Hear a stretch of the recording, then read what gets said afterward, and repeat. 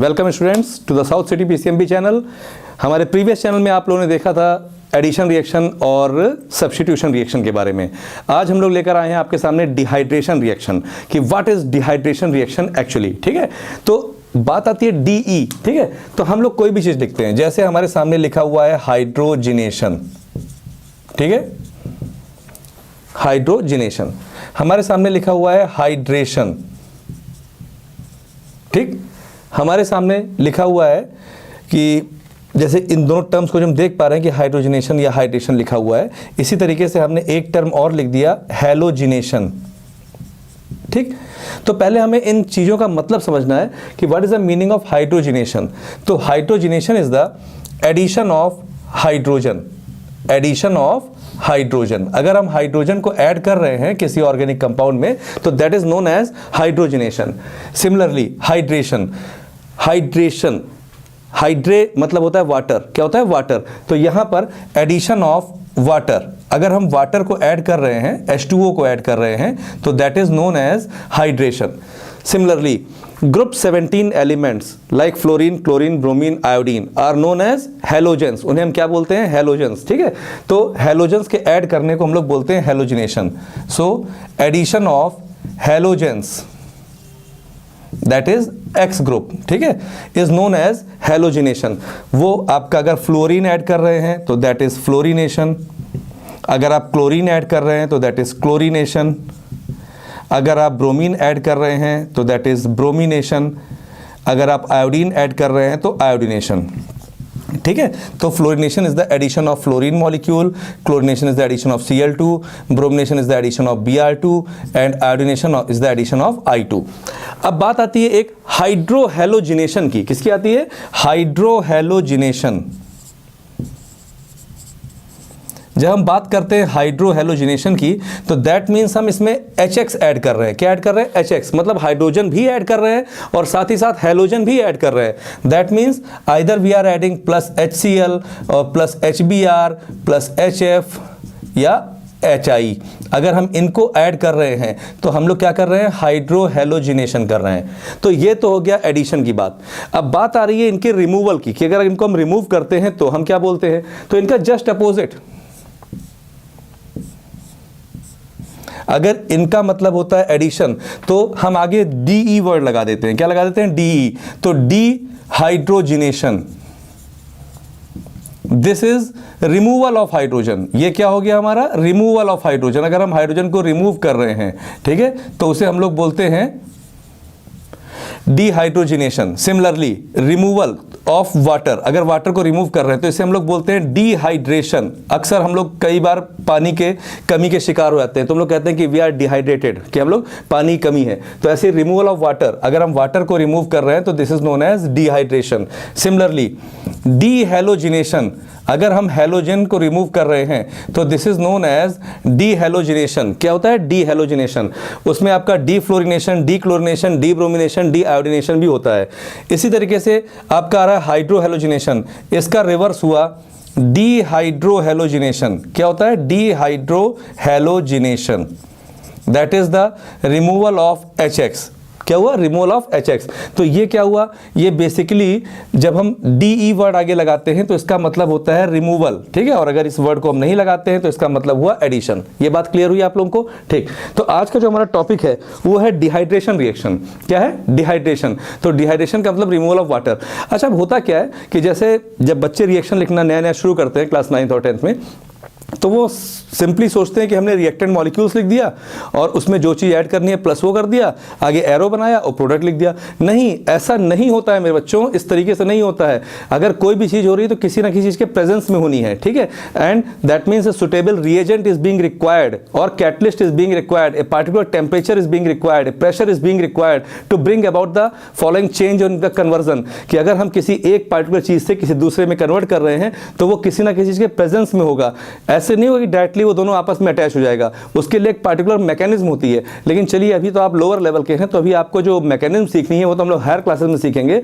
लेकिन यहाँ पर ये जानना बहुत जरूरी है सिंपल बेसिक फॉर्म में कि डिहाइड्रेशन क्या होता है और डिहाइड्रेशन के कुछ एग्जाम्पल्स हम लोग देखते हैं। तो क्लास 10th में श्योर क्वेश्चन है, बोर्ड एग्जाम में कन्फर्म ये क्वेश्चन आना ही आना है कि what happens when ethanol is dehydrated, क्या होता है जब इथेनॉल या इथाइल अल्कोहल का डिहाइड्रेशन होता है। या फिर क्वेश्चन ऐसे लिखा रहेगा complete the following reaction, complete the following reaction और इथेनॉल लिखा रहेगा, सामने एरो रहेगा, एरो के ऊपर कंसंट्रेट सल्फ्यूरिक एसिड दिया रहेगा और प्रोडक्ट साइड में क्वेश्चन मार्क बना रहेगा। या क्वेश्चन आएगा what happens when ethanol is treated with concentrate sulphuric acid at 443 kelvin. तो इस तरीके से तीनों में से कोई एक क्वेश्चन श्योर एग्जाम में आपको रखा रहेगा, कंफर्म रखा रहेगा। तो आइए इसी को देखते हैं कि डिहाइड्रेशन ऑफ इथेनॉल में बेसिकली होता क्या है। ठीक है,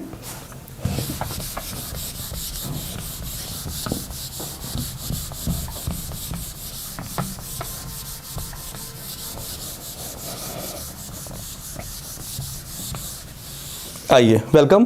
तो हम लोग बात कर रहे हैं इथेनॉल की।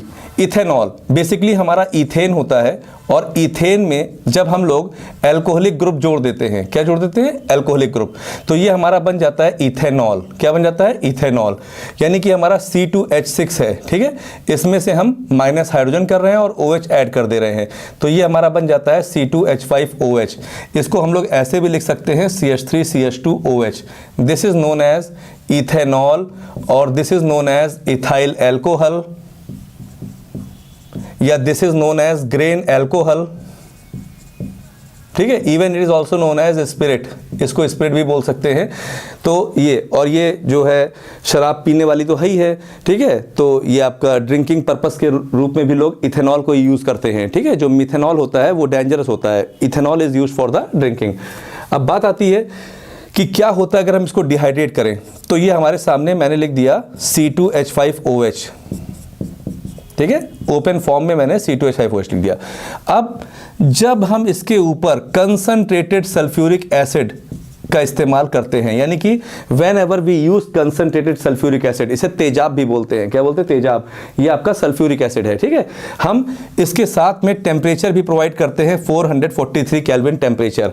एट दैट टाइम क्या होता है कि यहाँ से ये वाटर मॉलिक्यूल जो होता है ये हमारा एलिमिनेट हो जाता है, ठीक है, क्योंकि तेजाब पानी को उड़ा देता है और ऐसे में ये बन जाता है आपका ethene. Ethene is being formed along with the liberation of water. तो you can say that this is addition reaction? No. क्या आप कह सकते हो substitution reaction? No. तो ये कौन सा रिएक्शन है? This is an elimination reaction. ये कौन सा रिएक्शन है? This is an elimination reaction.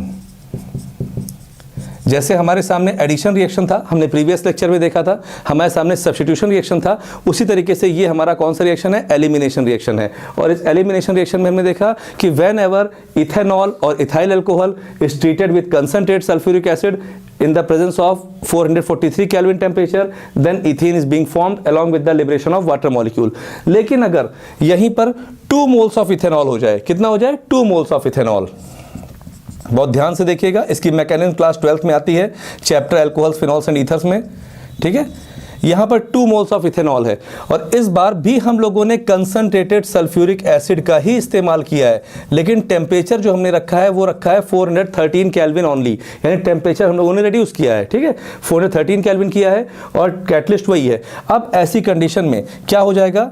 It will become CH3 CH2 O CH2 CH3 along with the liberation of water।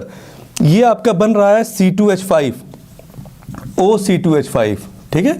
This is known as ethoxy ethane, ethoxy ethane, या इसे हम कह सकते हैं डाई इथाइल ईथर। क्या बोल सकते हैं? Diethyl ether. तो in this way we can say कि डिहाइड्रेशन में क्या होता है, ठीक है, तो डिहाइड्रेशन में रिमूवल ऑफ वाटर मॉलिक्यूल होता है, वाटर मॉलिक्यूल का रिमूवल होता है, जिसमें पहली कंडीशन में हम लोगों ने 443 केल्विन टेम्परेचर पे इथेनॉल को डिहाइड्रेट किया था in the presence of concentrated sulphuric acid, तो हमारे सामने इथीन का फॉर्मेशन हुआ था। इन सेकेंड केस हम लोगों ने फिर इथेनॉल लिया, लेकिन 2 मोल्स ऑफ इथेनॉल लिया और इस 2 मोल्स ऑफ इथेनॉल को सेम कैटलिस्ट में टेम्परेचर डिफर कर दिया, 413 कर दिया, तो हमारे सामने इथॉक्सी इथेन का फॉर्मेशन हो गया, जिसे हम लोग कॉमनली डाइथाइल ईथर कहते हैं।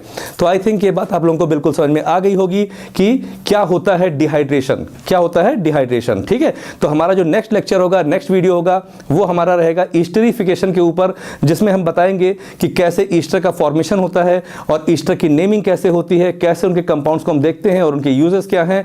तो अभी फ़िलहाल आप इसको देखिए और हमारे ख्याल से ये बिल्कुल आपको समझ में आ गया होगा कि डिहाइड्रेशन क्या होता है। और अगर बोर्ड एग्जाम में क्वेश्चन आता है कि what happens when ethanol is treated with concentrated sulphuric acid at 443 kelvin, easily you can write ethane is being formed, क्योंकि वाटर यहाँ से एब्स्ट्रैक्ट होता है या रिमूव होता है।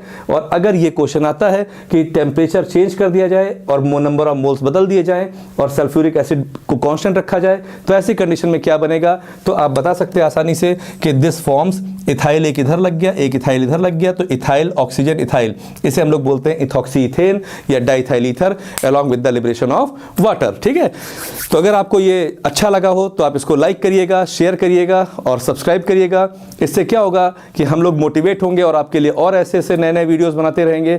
ये किसी एक पार्टिकुलर क्लास का नहीं है, हालांकि बेसिकली हमने लिया है क्लास 10 से, लेकिन जिनको भी ये नहीं आता है कि डिहाइड्रेशन क्या होता है, उनके लिए बहुत ही इंपॉर्टेंट था। तो हम लोग मिलते हैं नेक्स्ट लेक्चर में, नेक्स्ट वीडियो में, that is esterification. See you.